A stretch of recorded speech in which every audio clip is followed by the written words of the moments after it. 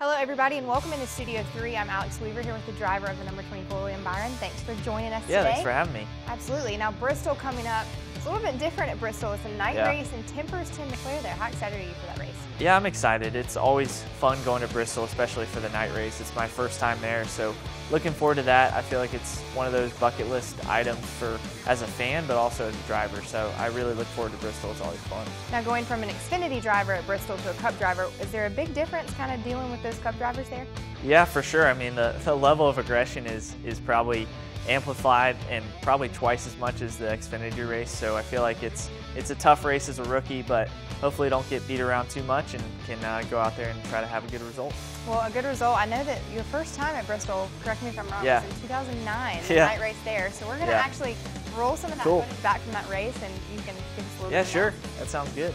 All right, well, so we're coming into the restart at the 09 night race in Bristol. We have Kyle Busch and Mark Martin on the front row. Yeah, this is cool. So my dad and I went to this race, and I think Mark was making one of his famous starts, and we had this really cool display for him before the race. So it was awesome. It was packed. It was really cool. All the lights flashing. That's a different experience. It's crazy. So what do you remember? Do you remember anything from this? I remember the last couple laps. Usually my dad always made me leave early to try to beat the traffic, but I always persuaded them to stay for the burnout. So obviously Kyle takes the lead. Yeah, Kyle was good. I think he was good all night. I mean, he was good there every year, but Mark was pretty strong that year. So Bristol and Kyle Busch kind of go. True, they go hand in hand. So how difficult is a restart at Bristol?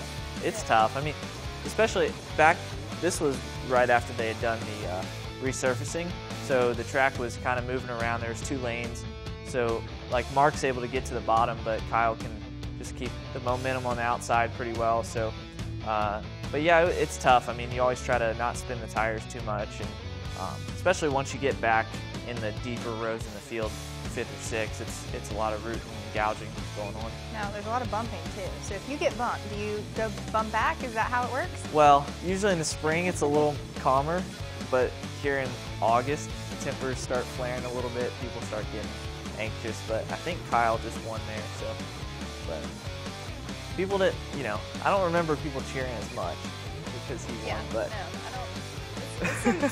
Some mixed reviews when he wins.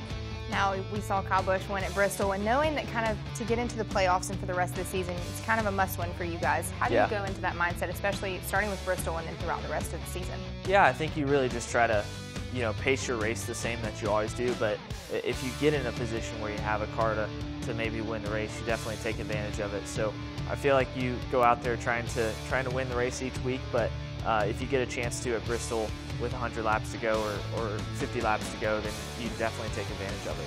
Do you have a favorite race so far? Probably before this weekend we had a couple top 10s in a row, so I would say either Watkins Glen or Pocono were fun. Yeah, those top 10s tend to make it a favorite. They do. All right, well, we're going to go racing at the Last Great Coliseum, and we will see how William Byron does this weekend, coming up Saturday night at 7:30 on NBC SN.